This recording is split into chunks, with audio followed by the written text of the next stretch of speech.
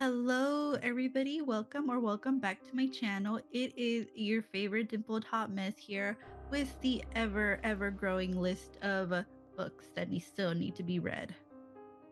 Today, we're going to get into the book The Ritual by Chantal Tessier. I don't know how to say words, but Chantal, you know what I mean. By The Ritual by Chantal Tessier. If you guys know how to say it better, the last name, I'm just not great with words sometimes. So we're just gonna vibe with it. You know what I mean. The Ritual, it's a book that we saw mostly in 2023. It is part of a three-part series. A basic book summary is The Ritual is a dark romance novel by Chantal Tessier about a secret society of violent men who exchange their lives for power. The basic plot of The Ritual, the first one. The book is set at Barrington University, where the Lords are a secret society of the most powerful men in the world. The Lords devote their lives to violence in exchange for power, and during their senior year at the university, they are often chosen one, aka a woman, because, we love a misogynistic society that just is great, Pretty privilege only takes me so much here. So let's get into it.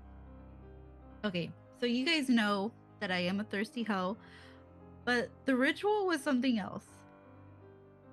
I would usually start off with a quote on my book reviews, but The Ritual was not for me.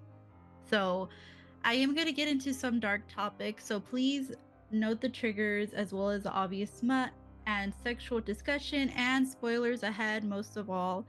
I always recommend checking out your local library for, to check out these books. I know The Ritual is pretty much a overrated book from Book Talk, but if you want to find out how overrated it is, just go to the library.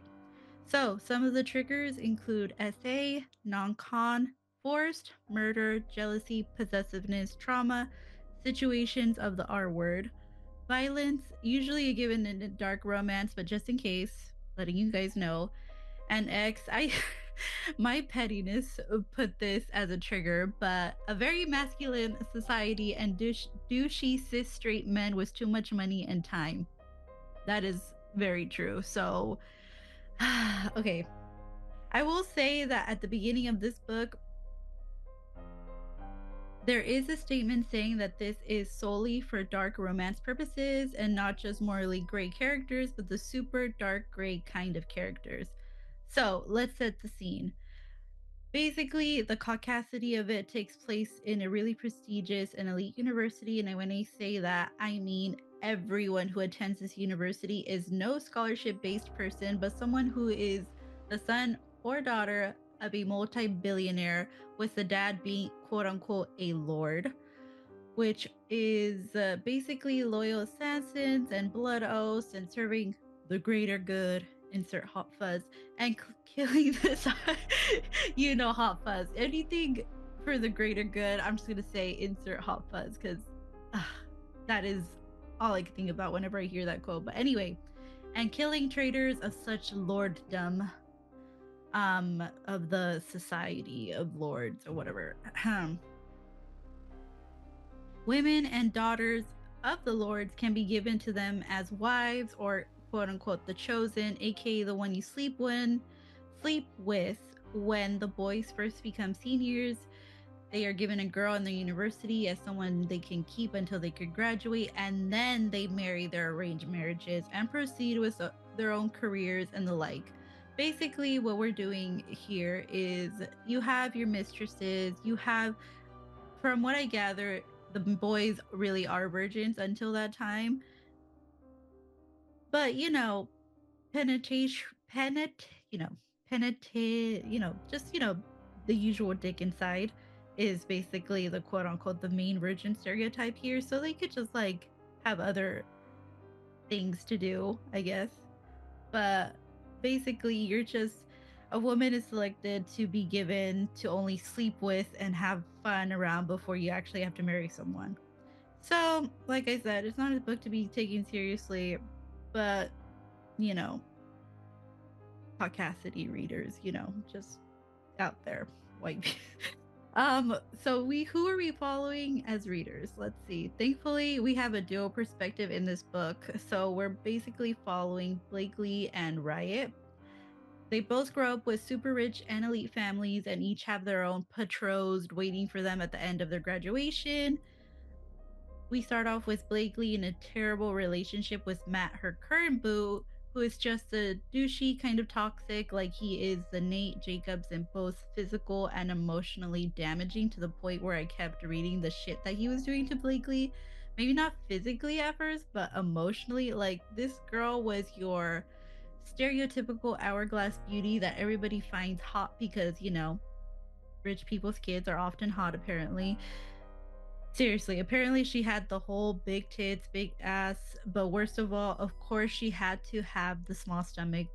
And with the amount of drugs and alcohol that was happening in this place, all right, side eye, but whatever. And this girl wearing heels to class, like, I don't know how big big this fictional university is, but at UC Davis, it was basically all bikes. There is absolutely no one wearing high heels in university because one, universities are huge, and two, come on, who are you trying to impress with the exception of graduation pictures? Like, I mean, yes, yeah, you know what? This is a prestigious university, so I can't say shit. But anyways, Riot, he's a slightly classier douche. He's a sub-level below Zay Meadows and Alex Volko for me. He did not have the same classiness that matched the true kings, but he could settle for a prince status if he was also not such a douche too. I love good smut for me, but I found out that line was when you were drugging the person and there was stuff going on. Like I said, dubious consent at most in scenes, and though it was concealed with supposed pleasure, it was just not my thing. Like, no, Riot, be classy and learn drugging and doing things is not the fictional men kind of way. And if it is, you better be matching it with everything else, like with awesome dates, awesome money. You better have tallness, looks. I mean, he has the looks and the tallness, but match that with the dates too. What the fuck? Honestly, I know that I was supposed to be rooting for both of them to be together in the end, but God, they were such entitled pieces of shit that I found absolutely nothing appealing about them due to the angst and the toxicity when it came down to them. Literally, Riot drugged her to get her to sleep and not ask questions about where he was. The fact that Riot put his hands on not just Blakely outside of the rough circle, the rough sex circle is what I mean, and her mom, of course, the fake one. I don't support violence like that. Like, sir, get your hands off just because your vocal cords can't communicate. Like, Blakely literally wanted to do it after they both murdered the woman that Riot was supposed to marry post graduation, and they did. And did the book describe it? Did the book describe it? Yes, it did. They freaking did. And the fact that Riot decided to marry Blake without a proposal, without sanity, and the criminal offense was that he decided marriage all on his own. All I can think about is just what I thought. Trash, gutter, filth. No, no, no, no. I felt absolutely no joy when they said I love you to each other. Like, what do you all know about each other? You guys are obsessed with each other, driving each other crazy, doing it consistently. Yeah, it's called hormones. Like, I know this is supposed to be a university where some grown young adults are supposed to go, but this was giving just too much high school for me. Like, it was too much angst for me, too much toxicity. Like, I love me a good morally gray man, but this book, to this day, I know I read this a little while ago, but to this day, I still will not finish this series. Like, I'm not usually a person who doesn't finish a series, but this is a series I do not care for. I might try The Sinner. I might try The Sinner, but if it's just as bad as this one, I haven't read any of her work since. It's just not my thing. It's honestly, if you're okay with just reading a smut driven, which I'm not going to lie, was not bad, plot with the angst of Edward Cullen, the toxicity of Joker and Harley, and dashes of reenactments from Days of Our Lives, then I would recommend this book to you. Seriously, though, for those who have read this book, what did you think about those twists? You know, like Matt, the ex, and Valerie working together, then Valerie not really being the mom of Blakely. Also, the birth mother of Blakely. She could have been something interesting to note, but alas, she's kind of the evil queen kind of one, which I personally think would have been really interesting. But alas, I feel like it go on and on of what was wrong about each and every one of these characters because yes, we love a villain who is morally gray and is willing to burn down the and is willing to burn down the world for his love. But come on. There is no use drugging, avoiding problems, and both of them being so goddamn immature on communication. Not to mention, the jealousy and possessiveness was good, but I am not for a girl to like, I'm not for using a girl to get back at your other horny bro asshole that is also a lord.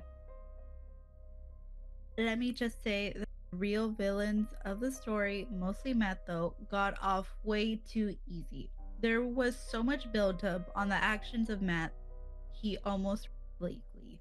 He attempted kidnapping her. He cheated on her constantly while making her feel like shit. I know it was a public display of humiliation, but just boo. Like, everything was too quick. And we as readers, or at least me as a reader, I never felt any resolution towards this. Like, he got off way too easy. He did.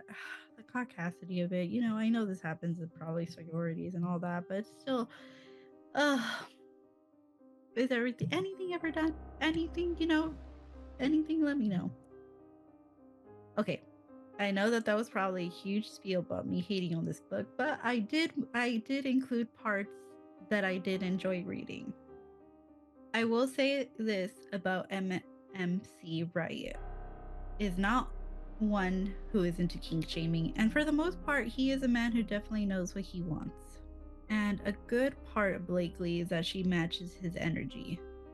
I will say this about main character Ryan. He is not one who is into kink shaming, and for the most part, he is a man who definitely knows what he wants. A good part about Blakely is that she matches his energy. I think in the obvious way, it's both good and bad, but also in like the power kind of way towards the middle. When they got married right in the middle of the book, I was like, hold up, something isn't right. They seemed too happy, It's only the middle of the book. But you guys know that I thoroughly enjoyed a good cat and mouse game before. So, because I knew something was up, something was coming. Like, happy endings don't just happen in the middle of books. And we all know we're thirsty hot messes. I will admit, Blakely semi stood her ground, and of course, right before a specific scenario could happen, goes Riot saving her. Call me simple, but I found that to be a gangster entrance, not gonna lie. Blakely went from a rich princess to someone slightly more likable when she held her own for 3 weeks. Also, the fact that she really beat up Cindy, like the original arranged marriage for Riot, when she showed up, and not only that, but tied her up and gagged her, being the size of Snooki, so she's like 4'8", 4'9". There was this quote that I saw on Pinterest the other day, something about short people being angry because they're closer to hell. Mind you, I'm short. We just have a bigger attitude because it makes up for our shortness and length, and people tend to not take it seriously sometimes. My fiance would know. So there was that scene that I enjoyed with her.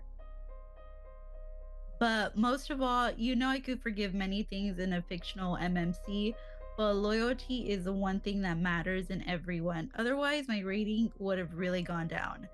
Thank goodness Riot passed that at least because he truly was striving for that Zayd Meadows kind of level. But for me, he fell short anyway. So You can feel free to let me know down in the comments below what you thought of Riot overall. I enjoyed the fact that, yes, he wanted to use Blakely, but he admits that. For someone who is surprisingly open to readers about who he is, I would have wanted to have seen more of that vulnerability with Blakely, not just the smut, not just the possession. I wanted that love and loyalty convention. Like, call me a romantic.